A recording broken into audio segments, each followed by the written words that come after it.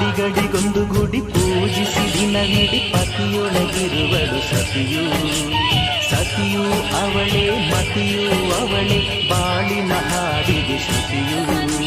ಪತಿಯ ಏನಿದೆ ಸತಿಯ ಕೈಲಿದೆ. ಪತಿಹಿತವೇ ಸುಖ ಮಾಂಗಲ್ಯವೇ ಮುಖಕ್ಕೆನ್ನುವ ಸತಿಯೇ ಉಸಿರಿನ ತನಕ.